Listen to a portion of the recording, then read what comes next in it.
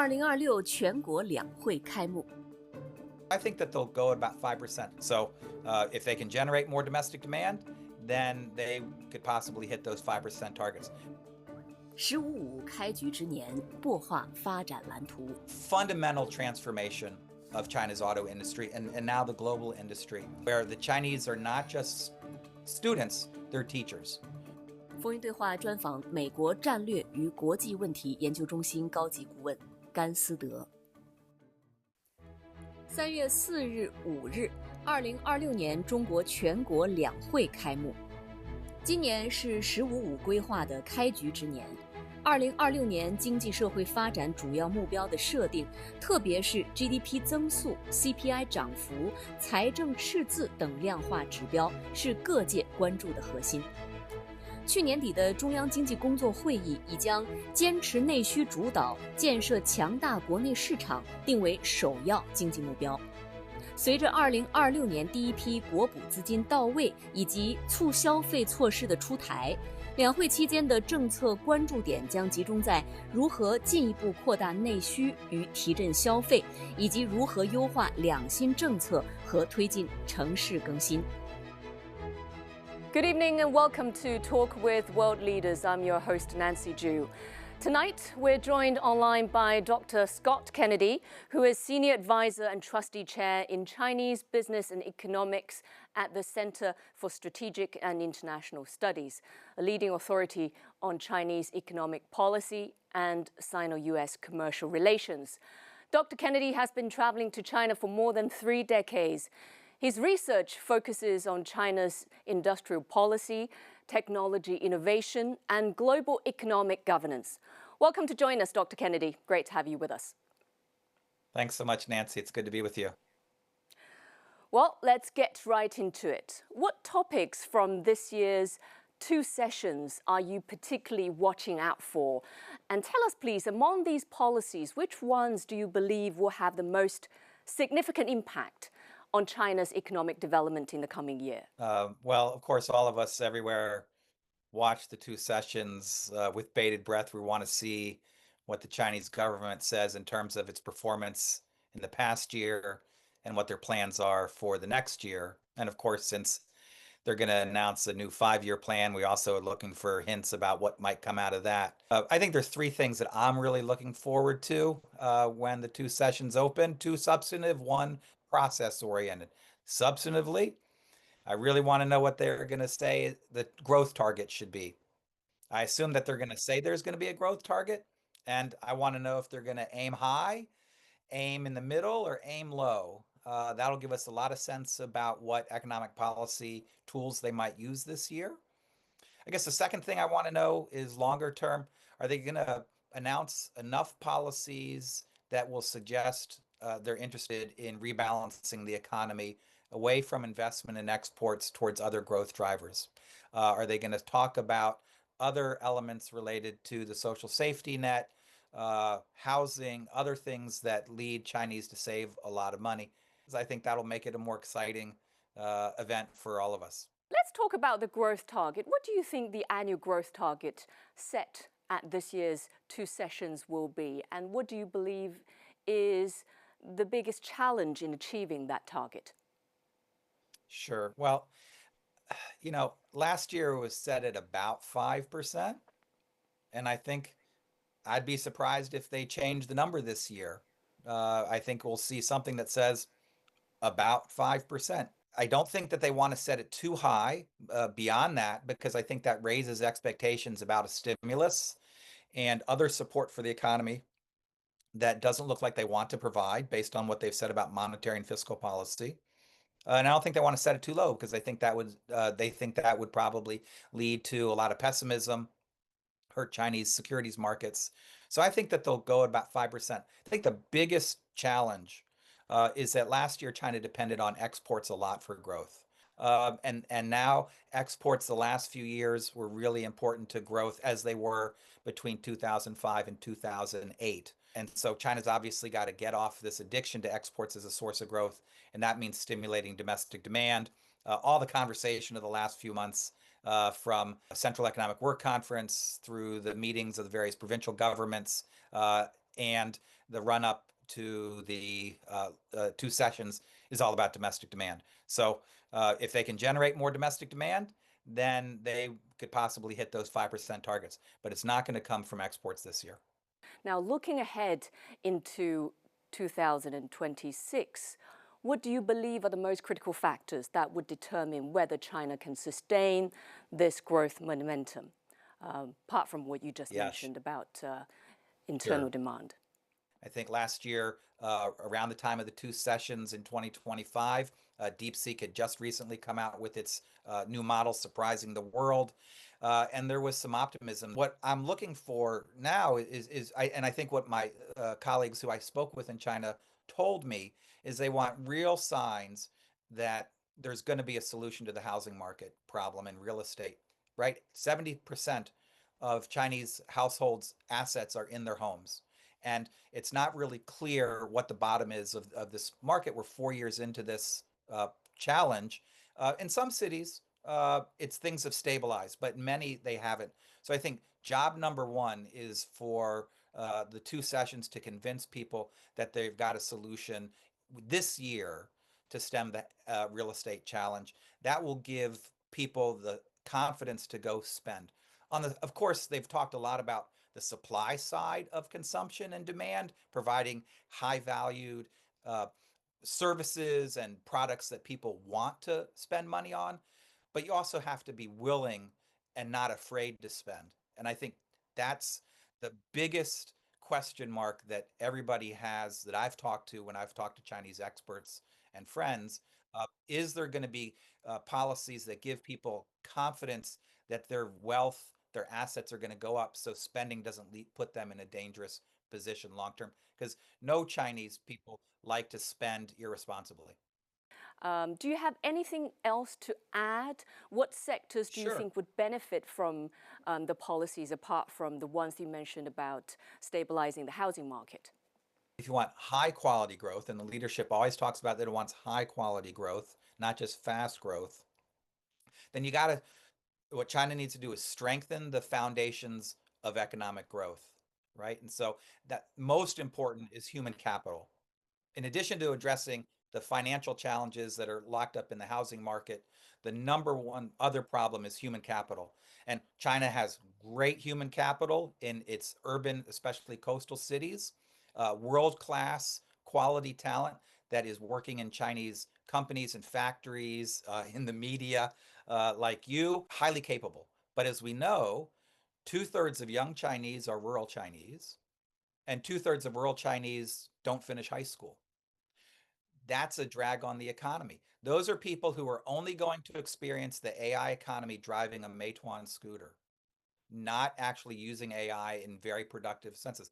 So over the long term, China has to really address its human capital deficiencies in the places where it faces, and then where people already have those skills, give them the confidence by investing in healthcare and the social safety net, and fixing the housing market so that they can turn their wealth into greater consumption.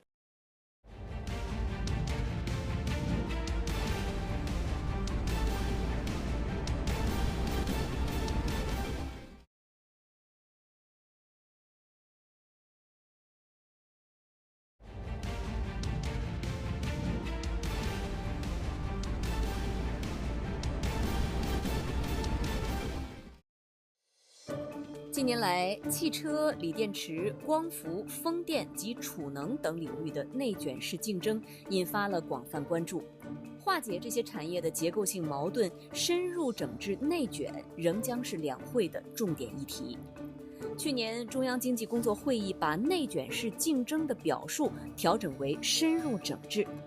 同时，今年的地方两会也普遍开始推行制度减法，试图从机制层面解决过度竞争的问题。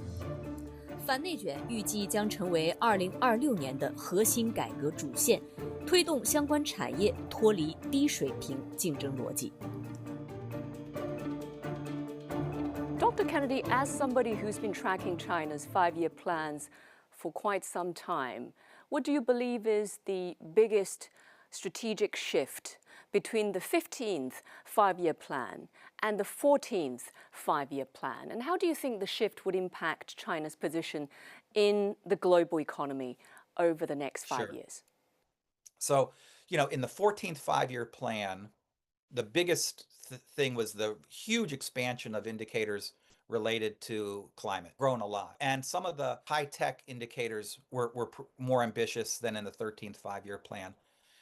I think looking at the 15th five-year plan, again, what I would hope is that they'll expand the number of indicators related to expanding domestic demand and put their money where their mouth is and say they need to increase services by X percent of GDP, consumption by X percent of GDP. They want to achieve increased education, not just finishing 9 years of mandatory education, but high school, getting people to have certain levels of skills and having that be broad-based across the country. I think if they have those kinds of targets, that will make the possibility of having domestic demand-driven growth more likely to be a reality. The 15th five-year plan, which proposes to address involutionary competition in the country. Now, how do you understand involution in China? This is a real big challenge for China because it's a very big country with a lot of very good companies and a lot of sources of financing for them. And companies in China don't like to give up. When I first started working on China in a serious way, not 40 years ago, but a little bit more recently in the late 90s, China had experienced a similar kind of what they called vicious competition, 恶性竞争, right? They didn't call it involution, but it looks a lot like it does now, but it was with steel and copper and cement and glass, not EVs and not solar panels, more traditional kinds of infrastructure goods. And at that time, there was a big debate in China. Should we just let companies that are bad collapse and go bankrupt and lead to consolidation? Or should we intervene in some way? And a lot of people at that time said, we don't want to have social instability. We don't want to have unemployment. We don't want to have this debt be lost, these investments lost and build up debt. One idea was organized cartels, or what they called self-discipline prices, 自律价. And so a lot of industry associations, which were just being created then, organized these self-discipline prices amongst their members. None of them worked. They all collapsed after a few days or a few weeks because there's too many participants. Cartels are very difficult to hold together. I've been struck that over the last several months, this same kind of debate has been going on in China. Should we allow companies to go under? Should we encourage consolidation, or should we intervene in the market and stop that from happening? We've seen in certain kinds of sectors, even in solar, which I was looking at in the late 90s, still the discussion about things that look like cartels. Chinese anti-monopoly authorities are very unhappy with that kind of behavior. So I think at the end of the day, you've got to get rid of these soft budget constraints that companies in different industries face, allow Schumpeterian competition, allow companies to exit through bankruptcy or other means, and consolidation. It is possible. There are industries in China that have gone through this. And so can other industries follow the path of home appliances? That's the best hope for China to end this involutionary spiral. Will there be a risk that combating involution would perhaps lead to price increases? Well, if you've got a lot of deflation, right now, stable prices wouldn't be a bad thing.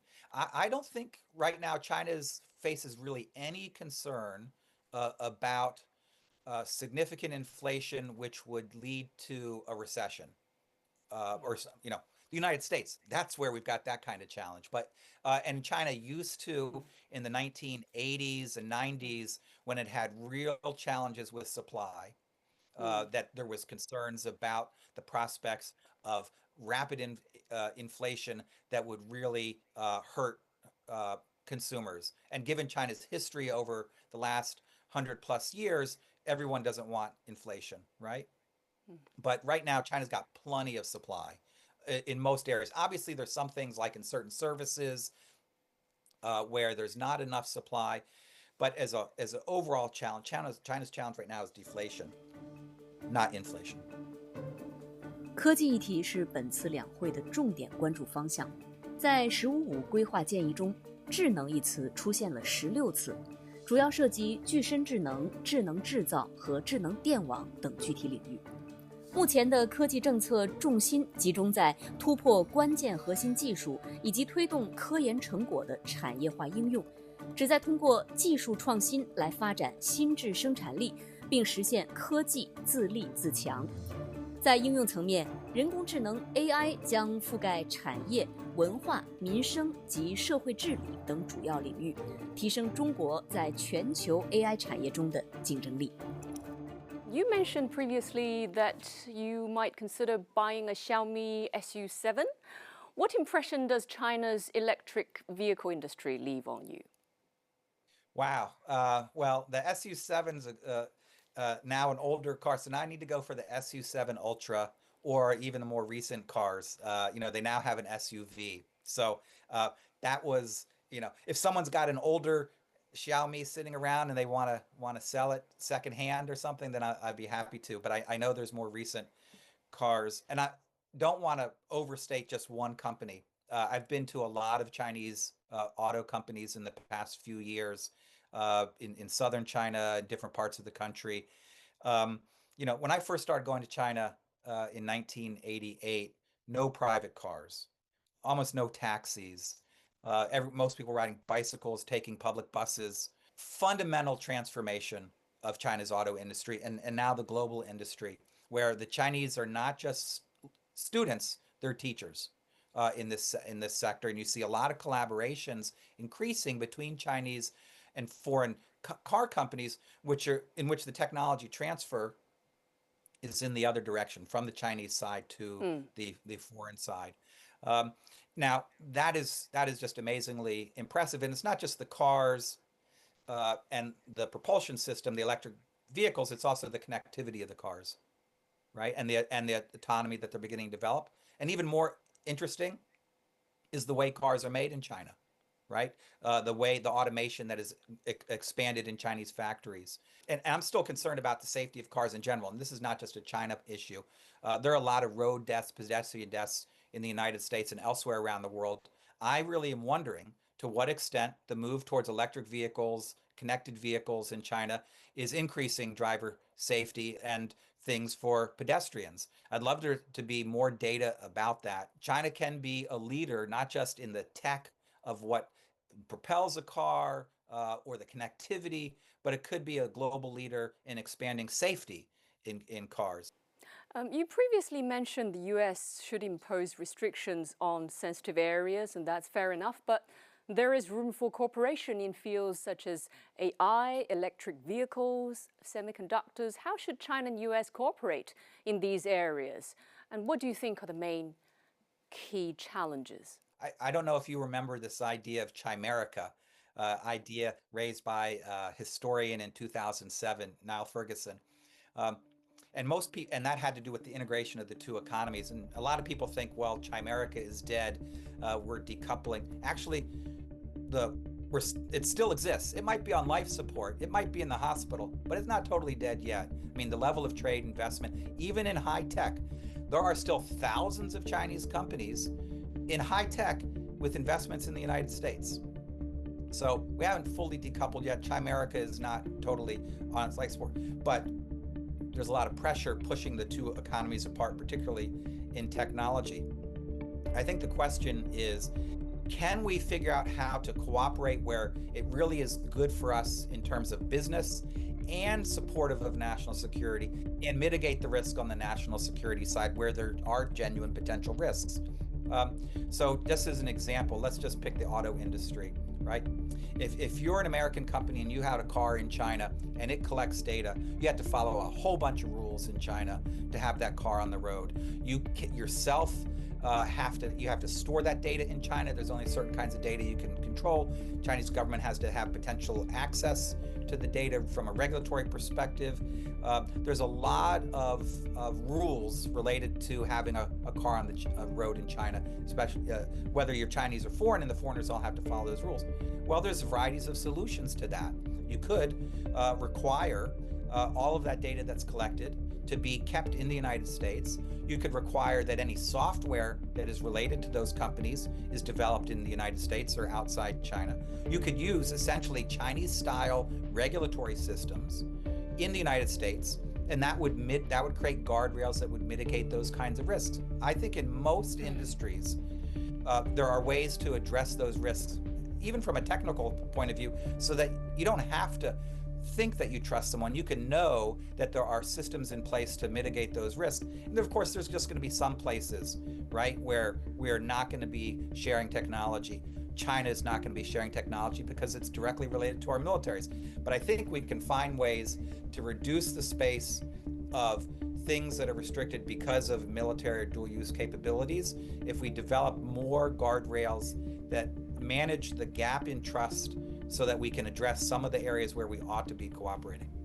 You've previously been calling for strengthened cooperation among the two countries in setting standards for artificial intelligence. Now, given the rise of Chinese LLMs, such as DeepSeek, in 2025, do you believe that China and the US can achieve further breakthroughs in AI governance in 2026?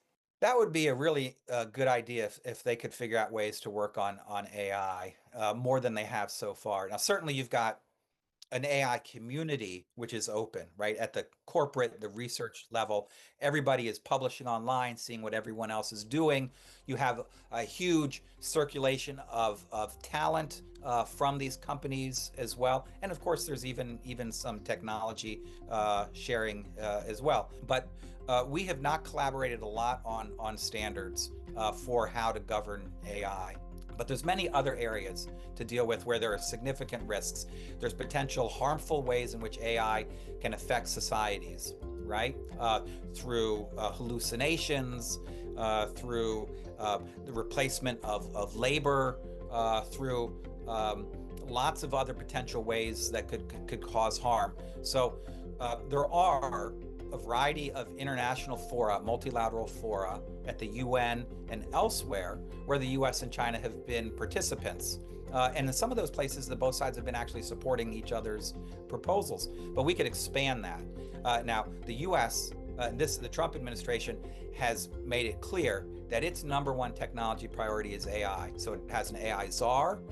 It has invested heavily in supporting the expansion of investments in energy to support the growth of data centers and from their perspective, deregulating so that AI can grow.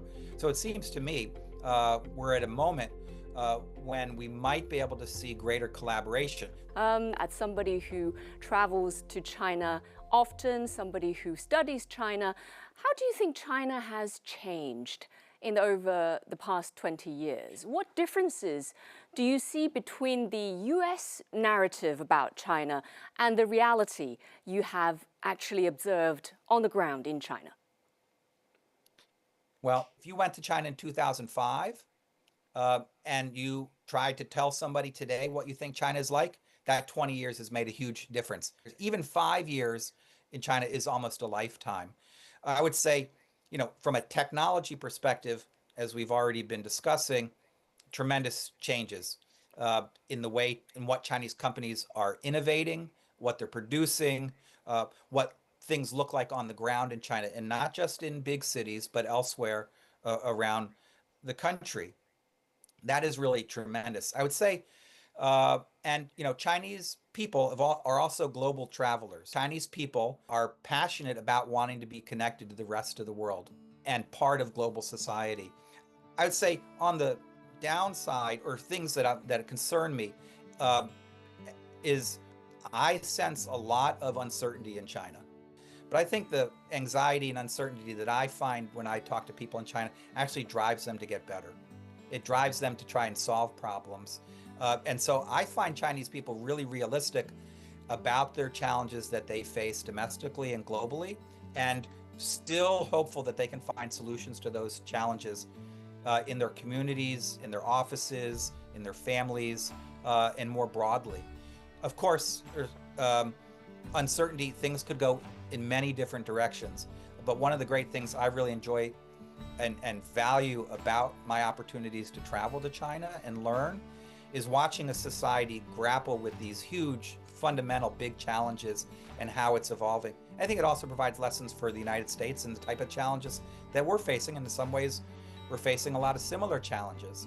And so how all of us grapple with what we might call an age of uncertainty, to me, is sort of the big question that keeps me coming back now and that I'll be looking for the next time I travel to China.